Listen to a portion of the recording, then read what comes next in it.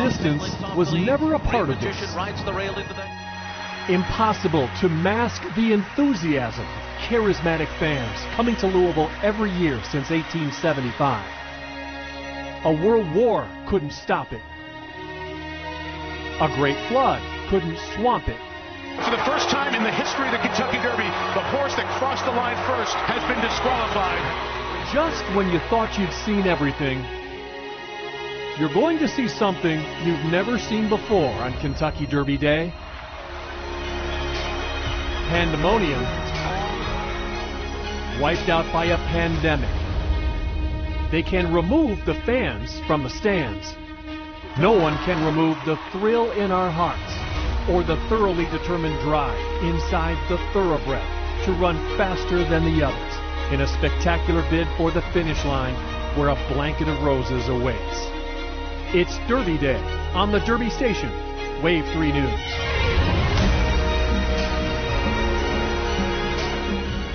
From the wettest Derby ever to the most controversial ever to the emptiest ever. Whether you bet it or not, we have a trifecta of pandemic, protest, and a postponed Derby. Last year, maximum security was disqualified. This year, the fans disqualified.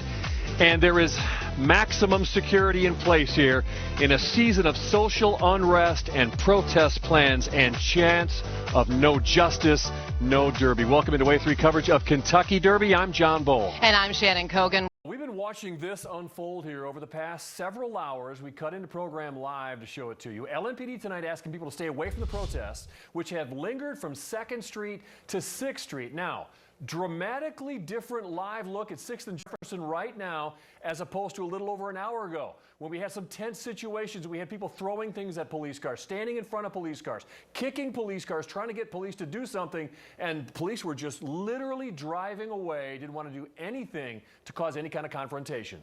Yeah, there you go. My goodness, I didn't even see this part. Yeah, this was, they were rocking the vehicle, trying to overturn it. And again, Shannon, what is the odd thing about that scene?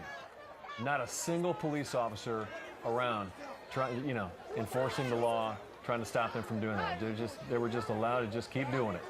This is right at the hub when it comes to justice in our town. This is the Justice Corner. This is where protests happen. This is where marches start and end. And this is where the justice system deals with all kinds of cases. And of course, justice is the key issue right now.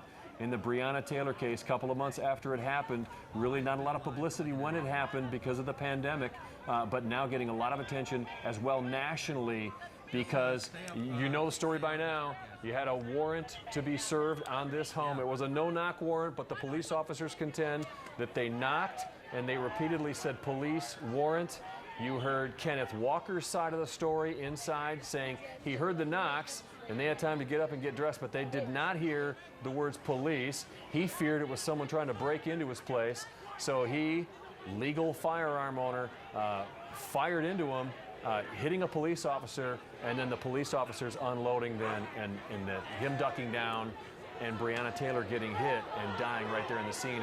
We've got some video now of, and you can listen in here, 6th and Jefferson, about an hour ago, gunshots and multiple injuries.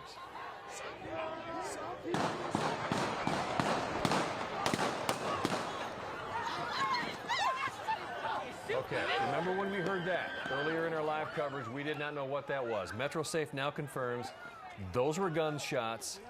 That was at 6th and Jefferson. You could hear somebody in the audio there say, we have gunshots, yes. Multiple injuries. That is the shooting that then resulted in the multiple injuries and everybody running. That's what caused it. That happened at 11:28 tonight, just about an hour ago. So we're still trying to get word on the victims and how many and how serious their injuries are. But you can imagine being in a crowd like that, whether you're the police officer or in the massive crowd of protesters, and you hear gunshots go off like that, That's loud terrifying. like that, that is terrifying and chilling. More local now with breaking news happening now. This is Wave 3 News. Protests all over the country tonight, all over Louisville. From New Lou to the Hall of Justice, we are following the masses of people calling for justice after the death of Breonna Taylor. Good evening, I'm John Boel. And I'm Shannon Cogan. Thanks so much for joining us. We're breaking into regular programming because we want to show you what is taking place right now. Police saying that because there were people shot, an incident that they knew of, they deployed the tear gas. Then they had the windows broken and buildings and car windows and shots fired into the courthouse. That is something we did not know last night in our 2.5 hours of coverage late at night. Shots fired into LMPD, shots fired into buildings, graffiti. They even graffitied up the firefighters' memorial. Right now we're behind the line. Okay. Okay, well, you keep going and go where you got to go, and that's fine with us. Okay. We got plenty of time here. Are you okay? I'm getting shot. I'm getting... Katie, are you okay? Rubber bullets, rubber bullets. It's okay. It's those pepper bullets. It's those pepper bullets. Who are they aiming that at? Nice shooting at the photographer. At us, like directly at us. Directly. Why are they doing that? He's shooting at our crew. I don't know. Do they not know that obviously they see the camera? Right. They're telling us to move now, I guess, farther away. Well, I'm sure if they would have just said move, you would have done so. You moved exactly where they told you to go, though. I mean, they pushed you to a certain spot. Exactly. So Are you I don't okay? understand. I don't understand what you did wrong. You guys we okay? Were behind their line. Yeah, we're fine. James got a little bit of it, but I guess we were behind their line. I guess a little too close for comfort. Okay, so we just had the odd situation here. I've never seen anything like that before. We're looking through James's camera as the officer is aiming directly into the lens of our camera. So it looks, we just got a bird's eye view of what it looks like to get shot at there by a police officer. Now, how many times did he hit James? A bunch of times. That was probably like 5 or 6 times, right, James? Yeah. Okay, that's Special Advisor to the Chief, Jesse Halliday, trying to answer some questions. Some of the things she said tonight, the challenges tonight, larger area of protesters are dealing with. Things are escalating here at this hour at 10:39 p.m. on a Friday.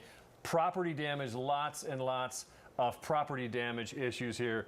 You've seen some live pictures, people smashing out windows. They've had smoke bombs going off, small fires, things like that. And she says they're convinced most of the troublemakers are not Louisvillians. As for the question that's starting to go viral here, why were they shooting at our reporter and then turning and reloading and firing on our photographer after, and this is the key point, after we were clearly following their directions as to where to go, and you got to see that and witness that live on TV.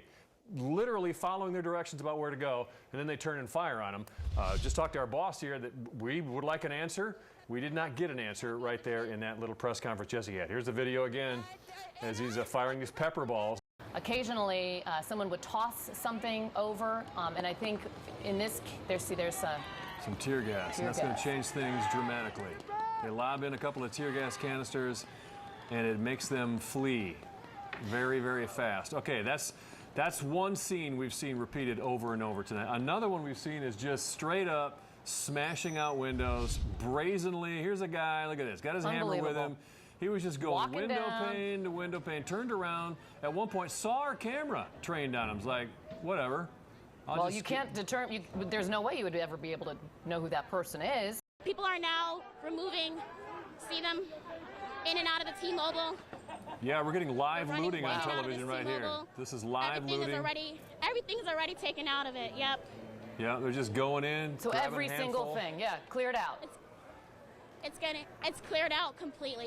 Now we're at midnight, and it's getting more dangerous out there.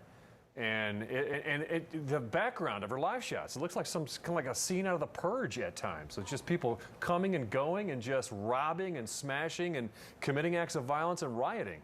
Well, to your point about where are police, we hear Felicia there say that she hadn't seen any police. I did hear from an officer that was incredibly upset. And we are now into our fourth hour of coverage of this here tonight. And I just got my first chance to check out email and social media attempts to talk to me. And the number one response I'm getting by people as they're watching this here on Wave 3 is where is the mayor and the police chief in this? And the number one question asked of the police department via social media, according to Jesse and Lamont here just a short time ago, is why doesn't the police department shut this down? Why are they allowing these people to go up and down and do to this business owner and others at Eddie Merlot what we've seen? Natalia, didn't you answer that?